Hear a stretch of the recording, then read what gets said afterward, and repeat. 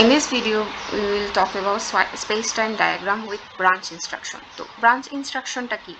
branch instruction বোঝার জন্য আমাদেরকে হচ্ছে গিয়ে instruction pipeline-এর ডায়াগ্রামটা একটু ভালো করে বুঝতে হবে। তো একদম ইনিশিয়ালি কি হয়, মেমোরি থেকে ইনস্ট্রাকশন ফ্যাচ হয়, ডিকোড হয়, এন্ড দেন ক্যালকুলেট করা হয় অ্যাড্রেসটাকে। দেন এখানে একটা নতুন একটা জিনিস দেখছি যে একটা কন্ডিশনের মাধ্যমে ব্রাঞ্চ ট্রু না ফলস এটা চেক করা হচ্ছে, এবং এটার উপর ডিপেন্ড করে সিপি দুই ধরনের ডিসিশন নেবে। তো এখানে ব্রাঞ্চ জিনিসটা কি, এখানে কি কন্ডিশনটা কি ধরনের হতে পারে। তো ধরে নেই হচ্ছে কি সিপিইউ এখন i5 ইনস্ট্রাকশনে হচ্ছে এক্সিকিউশন চলতেছে। তো ওই সময় যদি আমি বলি যে এটা এক্সিকিউট করার সাথে সাথে এখন তুমি হচ্ছে কি নর্মালি কি করার কথা, i5 করে i6 সিপিইউ হচ্ছে কি সেটা কি এক্সিকিউট করবে।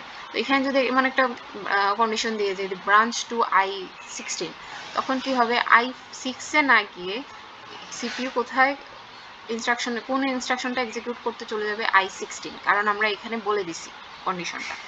তো প্রথমে ধরে নিয়েছি কি এরকম কোনো ব্রাঞ্চ কন্ডিশন আমাদেরকে দেওয়া নাই। এরকম না হলে কি হবে, যে নর্মালি যেটা হওয়ার কথা, অপারেন্ট ফেচ হবে, মেমোরি থেকে এক্সিকিউশন হবে, তারপর ইন্টারাপশন আছে কিনা, ইউজার কোনো ইন্টারাপশন করলো কিনা সেটার উপর ডিপেন্ড করে। যদি না থাকে তাহলে নেক্সট ইনস্ট্রাকশনের জন্য চলে যাবে, যদি থাকে তাহলে ইন্টারাপশন হচ্ছে হ্যান্ডেলিং করবে, প্রোগ্রাম কাউন্টার আপডেট করবে, পাইপ এমটি করে আবার ইনিশিয়াল স্টেজে চলে আসবে।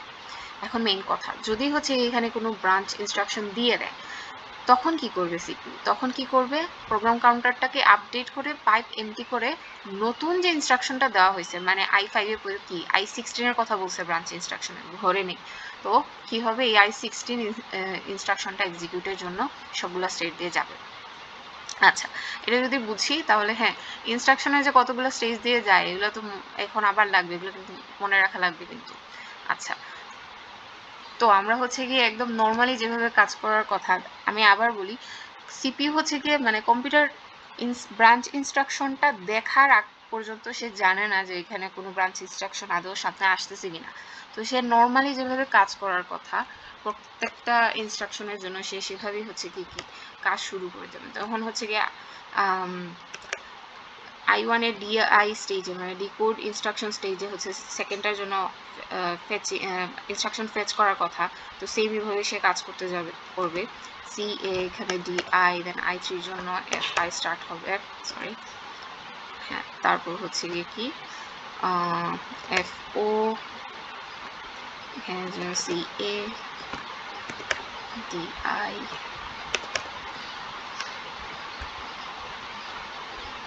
ei, তারপর হচ্ছে fo,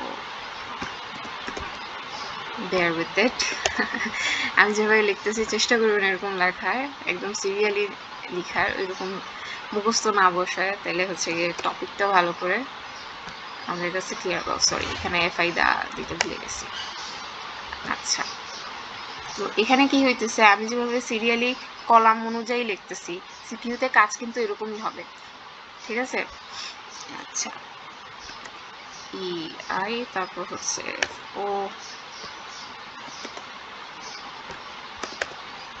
i7 এর জন্য তখন fi স্টার্ট হবে।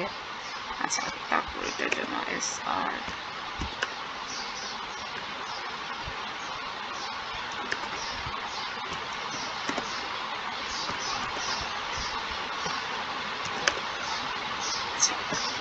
এখন আসছে কিন্তু। তো এতক্ষণ পর্যন্ত আমরা এখানে তো আমি লিখে রাখছি বলে জানি যে এখানে i3 তে একটা ব্রাঞ্চ ইনস্ট্রাকশন আছে।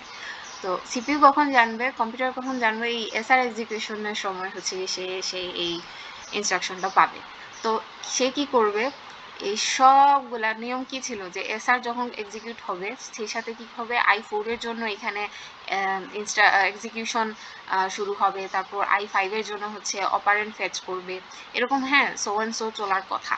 কিন্তু এখানে যেহেতু আমি একটা ইনস্ট্রাকশন দিয়ে রেখেছি যে আমাদেরকে হচ্ছে কি i3 এসআর হওয়ার সাথে সাথে আমাদেরকে i8 এর জন্য ইনস্ট্রাকশনে কাজ শুরু করে দেবে, তখন কি হবে, এই সবগুলা ফালাই রেখা সিপিইউ এসা i9, এখানে i9 এর কথা বলছে, তো i9 এর হচ্ছে গিয়ে এক্সিকিউশন করবে with all the stages ei s।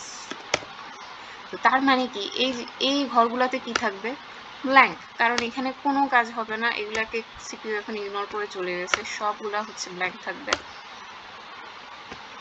এখানে এফআই স্টার্ট হওয়ার কথা কিন্তু হয়নি, এরকম সবগুলা ব্ল্যাঙ্ক থাকবে। তো এভাবেই হচ্ছে কি চলতে থাকবে আনলেস এখানে নতুন কোনো ব্রাঞ্চ কন্ডিশন পাচ্ছে। তো ব্রাঞ্চ কন্ডিশন যদি পায় ওই অনুযায়ী হচ্ছে কি সিপিইউ হচ্ছে কাজ করবে। তো এরকমই হচ্ছে কি যে কোনো হচ্ছে ব্রাঞ্চ ইনস্ট্রাকশনের জন্য স্পেস টাইম ডায়াগ্রাম আঁকা যাবে। I hope you understood. Thank you.